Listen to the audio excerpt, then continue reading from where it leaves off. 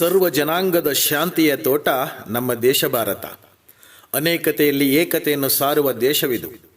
ಯಾವುದೇ ಧರ್ಮ, ಜಾತಿ, ಭಾಷೆ, ಸಂಸ್ಕೃತಿ ಎಂದು ಭಾವಿಸದೆ ಇಡೀ ಭಾರತವೇ ತನ್ನ ಮನೆ, ಇಲ್ಲಿರುವವರೆಲ್ಲರೂ ತನ್ನವರು ಎಂದು ಅವರ ರಕ್ಷಣೆಗಾಗಿ ಪ್ರಾಣ ಸಹಿತ ತನ್ನ ಸರ್ವಸ್ವವನ್ನು ತ್ಯಾಗ ಮಾಡಲು ಸಿದ್ಧರಿರುವವರು ನಮ್ಮ ಭಾರತೀಯ ವೀರ ಯೋಧರು. ಸೈನಿಕ ಎನ್ನುವುದು ಕೇವಲ ಒಂದು ವೃತ್ತಿಯಲ್ಲ.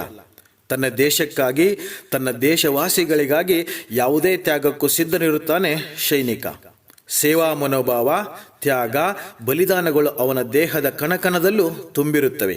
ಬನ್ನಿ, ಇಂಥ ಪರಾಕ್ರಮಿಗಳು, ಅಪ್ಪಟ ದೇಶ ಪ್ರೇಮಿಗಳು, ತಾಯ್ನಾಡಿಗಾಗಿ ಅವರು ಮಾಡಿರುವ ತ್ಯಾಗ ಬಲಿದಾನಗಳನ್ನು ನೆನೆಯುತ್ತಾ ಅಂಥ ವೀರರಿಗೆ ತಲೆಬಾಗಿ ನಮಿಸೋಣ. ನನ್ನ ಹೆಸರು ಮಹಾಲಕ್ಷ್ಮಿ. ನಾನು 9ನೇ ತರಗತಿಯಲ್ಲಿ ವ್ಯಾಸಂಗ ಮಾಡುತ್ತಿದ್ದೇನೆ.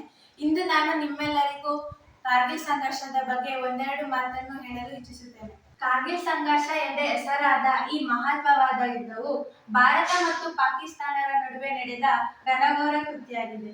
ಈ ಯುದ್ಧವು ಕಾಶ್ಮೀರದ ಕಾರ್ಗಿಲ್ ಜಿಲ್ಲೆ ಮತ್ತು ಲಾಕ್ ಪ್ರದೇಶಗಳಲ್ಲಿ 1999 ಜುಲೈ 26ರಂದು ನಡೆಯಿತು.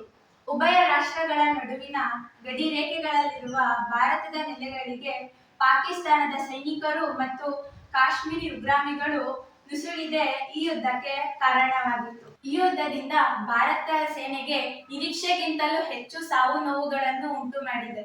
ಸತ್ತವರಲ್ಲಿ ನೂತನವಾಗಿ ನೇಮಕಗೊಂಡ ಅಧಿಕಾರಿಗಳೇ ಗಣನೀಯ ಪ್ರಮಾಣದಲ್ಲಿದ್ದರು. ಯುದ್ಧ ಪೂರ್ಣಗೊಂಡ 1 ತಿಂಗಳ ಬಳಿಕ ಪಾಕಿಸ್ತಾನದ ನೌಕಾಪಡೆಯ ವಿಮಾನವನ್ನು ಭಾರತ ಹೊರಡುಳಿಸಿತು. ಈ ಯುದ್ಧವನ್ನು ಕ್ಯಾಪ್ಟನ್ ವಿಕ್ರಮ್ ಬಾತ್ರಾ ಅವರು ತಮ್ಮ ಪಡೆಯೊಂದಿಗೆ ಮುನ್ನುಗ್ಗಿ ವೀರ ಮರಣವನ್ನು ಹೊಂದಿದರು. ಮೇ 16ರಂದು ಪಾಕ್ ಸೈನಿಕರು ಕಾಶ್ಮೀರದ ಅತ್ಯಂತ ಎತ್ತರವಾದ ಪ್ರದೇಶದ ಮೇಲೆ ವೈಮಾನಿಕ ದಾಳಿಯನ್ನು ಆರಂಭಿಸಿದರು. ಇದಕ್ಕೆ ಪ್ರತಿಯಾಗಿ ಭಾರತವು ಆಪರೇಷನ್ ವಿಜಯ್ ಎಂಬ ಹೆಸರಿನಲ್ಲೇ ಪ್ರತಿದಾಳಿಯನ್ನು ಆರಂಭಿಸಿದರು. ಆನಂತರ ಹೋರಾಟವನ್ನು ದ್ವಿಗುಣಗೊಳಿಸಿ ಬೋಫೋರ್ಸ್ ಬಂದೂಕುಗಳಿಂದ ಜೂನ್ 14ರಂದು ಪ್ರತಿದಾಳಿ ಮಾಡಿದಾಗ ಪಾಕಿಸ್ತಾನವು ಅವಮಾನಕರವಾದ ಸೋಲುಂಡು ಹಿಂದೆ ಸರಿಯಿತು. ಈ ಯುದ್ಧದಿಂದ ಪಾಕಿಸ್ತಾನಕ್ಕೆ ಭಾರಿ ಮುಖಭಂಗವಾಯಿತು. ಇದೊಂದು ಸಣ್ಣ ಪಯಣದ ಯುದ್ಧವಾದರೂ ವಿಶ್ವದ ಗಮನ ಸೆಳೆಯಿತು. ಶಾಂತಿಪ್ರಿಯ ದೇಶವಾದ ಭಾರತದ ಮೇಲೆ ದಾಳಿ ಮಾಡಿದ ಪಾಕಿಸ್ತಾನವನ್ನು ಆಕ್ರಮಣಕಾರಿ ದೇಶ ಎಂದು ಇಡೀ ವಿಶ್ವವೇ ಘೋಷಿಸಿತು.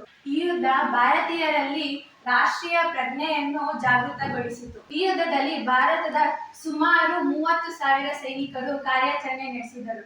ಪಾಕಿಸ್ತಾನದ ಆಕ್ರಮಣಕಾರಿ ಸೈನಿಕರ ಸಂಖ್ಯೆ 5,000 ಎಂದು ಯುದ್ಧದ ನಂತರ ಅಂದಾಜಿಸಲಾಯಿತು. ಭಾರತದ ಭೂಸೇನೆಗೆ ಬೆಂಬಲವಾಗಿ ಭಾರತದ ವಾಯುಪಡೆ ಆಪರೇಷನ್ ಸೇಫ್ ಸಾಗರ್ ಎಂಬ ಕಾರ್ಯಾಚರಣೆಯನ್ನು ಆರಂಭಿಸಿತು. ಜುಲೈ ಕೊನೆಯ ವಾರದಲ್ಲಿ ಭಾರತದ ಸೇನೆಯು ಅಂತಿಮ ದಾಳಿಯನ್ನು ಆರಂಭಿಸಿತು. ಜುಲೈ 26ರಂದು ಯುದ್ಧವು ಸ್ಥಗಿತಗೊಂಡಿತು. ಪಾಕಿಸ್ತಾನದ ವಿರುದ್ಧ ಗೆಲುವು ಸಾಧಿಸಿದ ದಿನವನ್ನು ಕಾರ್ಗಿಲ್ ವಿಜಯ್ ದಿವಸ ಅಥವಾ ಕಾರ್ಗಿಲ್ ವಿಜಯೋತ್ಸವ ದಿನ ಎಂದೇ ಭಾರತದಲ್ಲಿ ಗುರುತಿಸಲಾಗಿದೆ. ಅದಕ್ಕೆ ಪ್ರತಿ ವರ್ಷ ಜುಲೈ 26ರಂದು ನಾವೆಲ್ಲರೂ ಕಾರ್ಗಿಲ್ ದಿವಸ್ ಎಂದೇ ಆಚರಿಸುತ್ತೇವೆ. ಈ ಯುದ್ಧವು ಭಾರತದ ಸೇನೆಯ ಗರಿಮೆಯನ್ನು ಹೆಚ್ಚಿಸಿತು ಹಾಗೂ ಹಲವು ಯುವಕರನ್ನು ಪ್ರೇರೇಪಿಸಿತು. ಕಾರ್ಗಿಲ್ ಸಂಘರ್ಷ ಈ ಯುದ್ಧವು ಭಾರತದ ಇತಿಹಾಸದಲ್ಲಿ ಅಚ್ಚುಳಿದಿದೆ. ಈ ದಿನದಂದು ಅವರೆಲ್ಲರೂ ಮಾಡಿದ ತ್ಯಾಗ ಬಲಿದಾನಗಳಿಗೆ ನಮ್ಮ ಸೈನಿಕರಿಗೆ ನಮ್ಮದೊಂದು ಸಲಾಂ. ಈ ದಿನದ ಮಹತ್ವವನ್ನು ತಿಳಿಸಲು ನನಗೆ ಅವಕಾಶ ಮಾಡಿಕೊಟ್ಟ ನಿಮ್ಮೆಲ್ಲರಿಗೂ ಧನ್ಯವಾದಗಳು. ಜೈ ಹಿಂದ್. ನಮ್ಮ ವೀರ ಯೋಧರು ಭೌಗೋಳಿಕವಾಗಿ ದೇಶದ ಗಡಿಯನ್ನು ಮಾತ್ರ ಕಾಯುವುದಿಲ್ಲ, ದೇಶದಲ್ಲಿರುವ ನಮ್ಮೆಲ್ಲರಿಗೂ ರಕ್ಷಕರಾಗಿದ್ದಾರೆ. ದೇಶ ಸೇವೆಗೆ, ಅದರ ರಕ್ಷಣೆಗೆ ಯೋಧರು ಮಾಡಿದ ತ್ಯಾಗ ಬಲಿದಾನಗಳಿಗೆ ನಮ್ಮ ಗೌರವ.